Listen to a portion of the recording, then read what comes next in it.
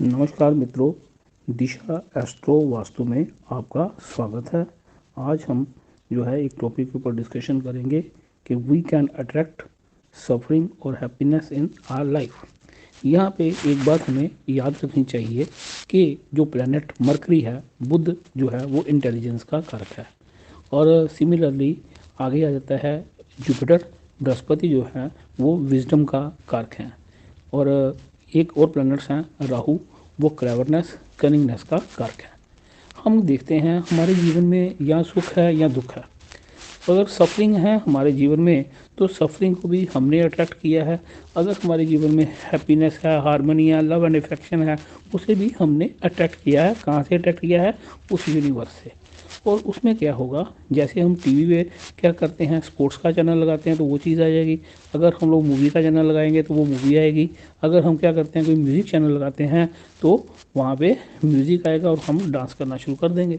अगर आप देख रहे हो कि आपकी लाइफ में हारमोनी है, डांस है, तो इसका मतलब आपने म्यूज़िक चैनल अट्रैक्ट किया है। अगर आपने म्यूज़िक चैनल अट्रैक्ट किया है, अगर आपकी लाइफ में सैडनेस है, इसका मतलब आपने कोई सैड मूवी लगा दी है।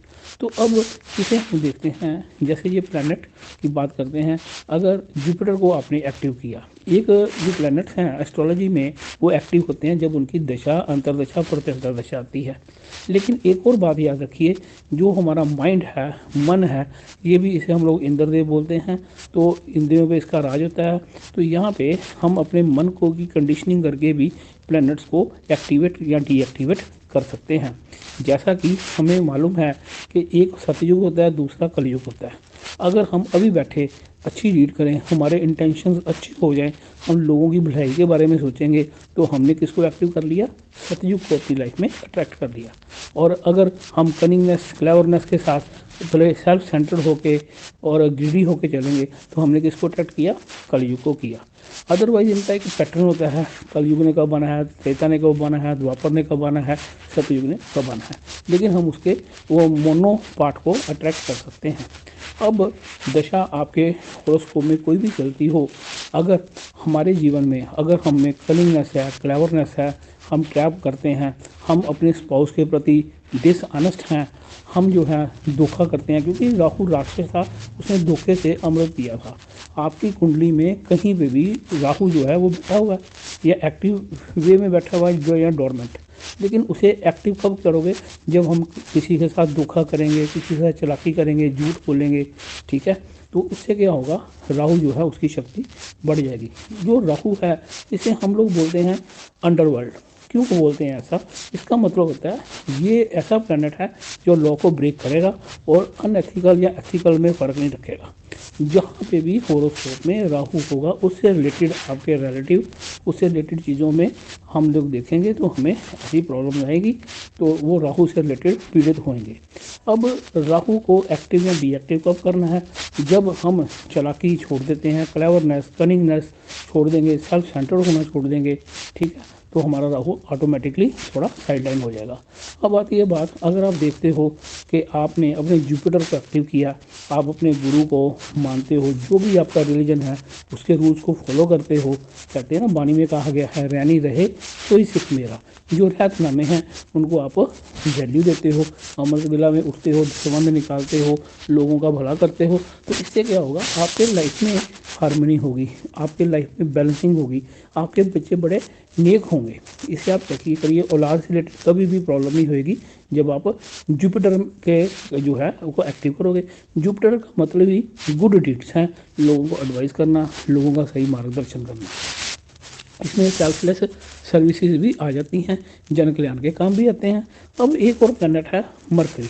अगर आप मरकरी को एक्टिव करते हैं तो मरकरी को अगर आपने देखना है तो 3 इडियट का चतुर रामलिंगम मरकरी है। मरकरी को किसी से नहीं लेना देना, लेकिन वो एक इंटेलिजेंट प्लैनेट है। जितनी भी इंटेलिजेंस है उसका कारक मरकरी है। मरकरी बिजनेस का कारक भी है। तो यहाँ पे ऐसा बंदा जो होगा जिसका मरकरी एक्टिव हो, वो हर चीज़ में, बिजनेस को, हर चीज़ में मॉनेटरी टर्म्स को लेगा। अगर कोई उसको बोले, किसी ने बोला भाई मैंने अपनी बेटी की शादी की है, उसने कहना कितना पैसा लगा।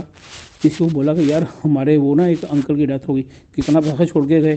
तो यहाँ पे ये चीज़ जो होएगी ना, ये मरकरी हमेशा फाइनेंशियल टर्म में बात करता है। अब हमने देख लिया कि जब भी जो हमारा सर्कल है हमारे फ्रेंड्स का, हमारे फैमिली मेम्बर्स का, या जो भी हमारे रिलेटिव्स हैं, तो उसमें ये 3 तरह के बंदे आपको दिखाई देंगे। राहु वाला बंदा मतलबी बंदा होगा। और राहु की एक बात याद रखिए, it always give foul smell, क्योंकि इसकी इंटेंशंस बैड हैं।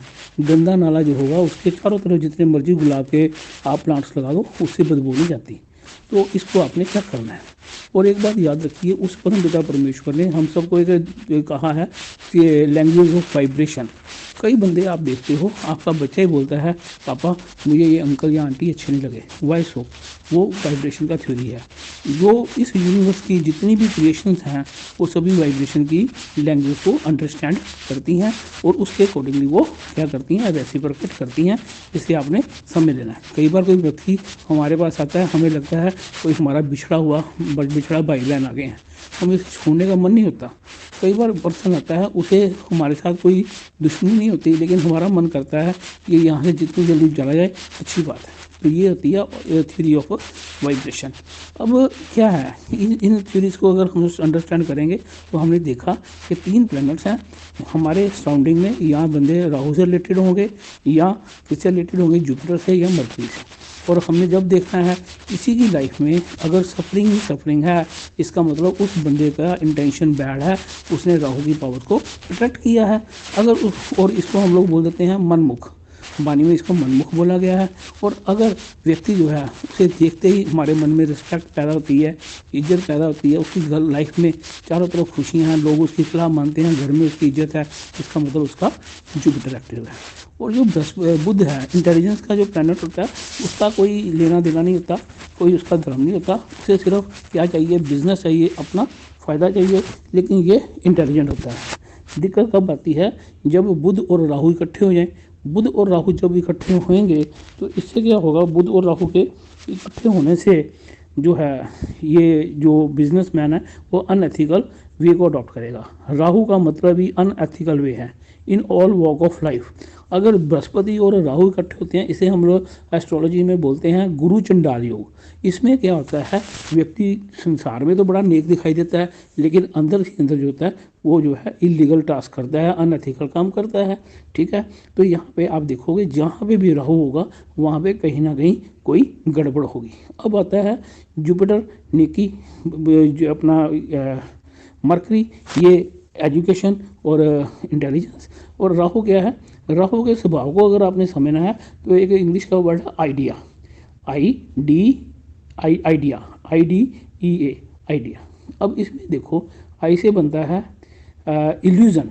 जहाँ पे भी राहु होगा उसे अपने आप में गलत फहमी होएगी, इल्यूजन होएगी, मेरे मुकाबले में कोई नहीं है, मैं बहुत इंटेलिजेंट हूँ, सिर्फ मैं ही इंटेलिजेंट हूँ। He is not a egocentric, he is एगो मैनिएकल पर्सन।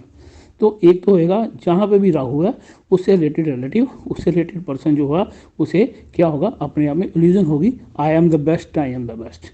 डी का मतलब होता है डिससेटिस्फैक्शन। वो जहाँ पे भी होगा उस घर से रिलेटेड आपको कभी सेटिस्फैक्शन नहीं होगी।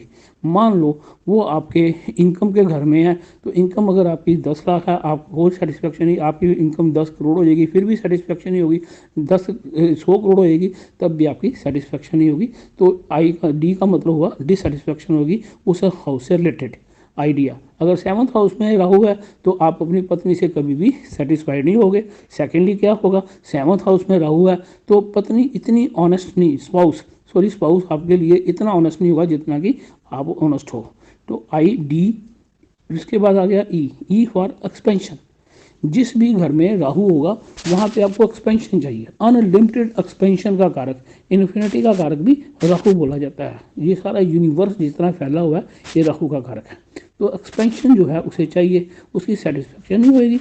अगर 10th हाउस में आपके हाउस ऑफ प्रोफेशन में अगर राहु है तो आपकी तसल्ली नहीं होगी। आपका बिजनेस अगर आपकी 10 फ्रेंचाइजीज हैं, आप कहोगे 100 हो जाए, 100 हो जाएगी, आप बोलोगे 1000 हो जाए, अगर 1000 हो जाएगी आप बोलोगे नहीं 10,000 चाहिए। तो राहु जो है वो एक्सपेंशन का कारक ग्रह भी होता है। अब आगे आ जाता है आइडिया ए से मतलब होता है अटैचमेंट। जिस घर में भी राहु होगा उस घर में आपका बहुत अटैचमेंट होगा। जैसे राहु किसी का 4th हाउस में है, 4th हाउस मदर से रिलेटेड है, तो उसकी अपनी मदर से अटैचमेंट हो जाएगी, चाहे उसकी मदर सही हो या गलत हो, क्योंकि राहु है। कहीं ना कहीं तो फॉल्ट आएगा ना, लेकिन वो अपनी मदर के लिए लोगों से लड़ पड़ेगा, अपनी मदर का बहुत सख्त लगता है। लेकिन यहाँ भी आप चेक करोगे, जब राहु 4th हाउस में हो तो मदर को हड्डियों से रिलेटेड जो है वो प्रॉब्लम होती है। ये भी टेस्टेड रूल है। तो आइडिया को अगर आपने समझ लिया तो आप राहु का नेचर जो है अंडरस्टैंड करोगे। एक और बात होती है, जो भी हमारी ईगो है उसका कारक ग्रह भी राहु है। राहु प्रधान व्यक्ति बहुत इगोस्टिक होते हैं। अब देखो राहु कहाँ एक्टिव होगा वास्तु में, जिसका घर साउथ वेस्ट फेसिंग होगा उसके घर का जो ओनर है वो राहु कारक होगा। वो अपने आप को जरूर से ज़्यादा समझेगा, लेकिन याद रखिए उस घर के बंदे की अपने बड़े बेटे से कभी नहीं बनेगी।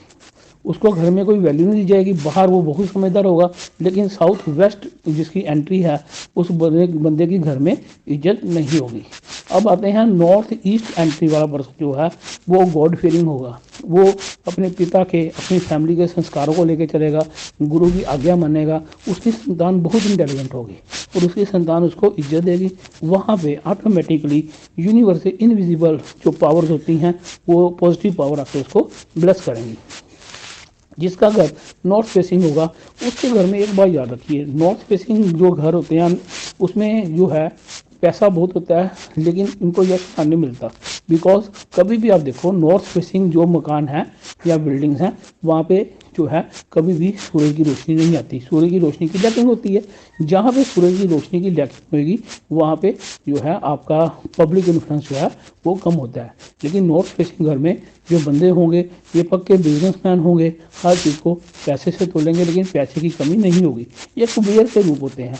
कुबेर के बारे में एक बार याद रखिए, कुबेर को हम लोग बोलते हैं गॉड ऑफ मनी। लेकिन एक बात याद रखिए, कुबेर की पीठ के ऊपर कोड़ है। तो पैसा कमाने के लिए कुछ एडजस्टमेंट्स की जाती हैं, कुछ एथिकल कुछ अनएथिकल। होपिंग ये आपके लिए हेल्पफुल होगा। आपने करना क्या है, प्रैक्टिकल एप्लीकेशन करनी है।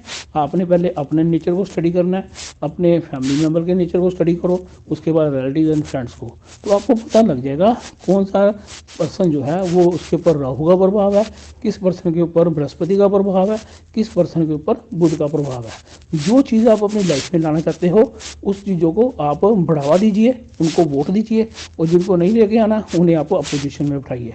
हैप्पीनेस चाहिए आपको जो है जुपिटर को स्ट्रॉन्ग करना है। और अगर सफरिंग चाहिए आपको, अंडरवर्ल्ड के बंदे चाहिए, गलत तरीके के बंदे चाहिए, तो आप राहु को एक्टिव करो, राहु की हेल्प करो। और अगर आपको व्यापार सेट करना है, ठीक है, कोई जीवे कोई मरे, सुथरा कोलपता से पीवे, तो आपने क्या करना है, आपने बुध को एक्टिव करना है। जो बड़े बड़े बिजनेसमैन हैं वो दोनों तरह की पार्टीज को फंड करते हैं। कोई भी सरकार आ जाए उसको उनका फ़ायदा हो जाए। मेरा ही एक नॉन बंदा था, उसने मेरे को बोला मैं राजपूत हूँ।